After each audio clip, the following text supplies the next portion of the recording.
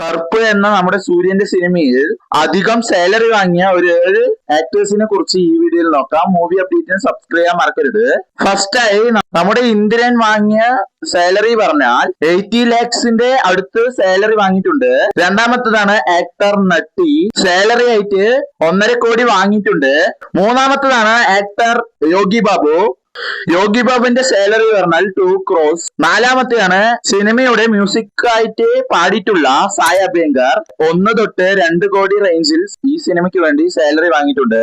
അഞ്ചാമത്തെയാണ് സിനിമയുടെ director plus actor നമ്മുടെ RJ Balaji. ഇയാളുടെ സാലറി പറഞ്ഞാൽ 4 കോടിയാണ്. ആറാമത്തെയാണ് സിനിമയുടെ ഹീറോയിൻ തൃഷയുടെ സാലറി 5 കോടിയാണ്.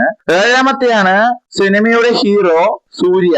ഈ സിനിമയുടെ സാലറി ആയിട്ട് മുഴുവനായിട്ട് 45 കോടിയായി വാങ്ങിയിട്ടുണ്ട്. ഇനി കറുപ്പ് സിനിമ റിലീസായാൽ എത്ര ഫൈനൽ കളക്ഷൻ കിട്ടും എന്നും കമന്റ് ബോക്സിൽ കമന്റ് ചെയ്യാൻ മറക്കരുത്.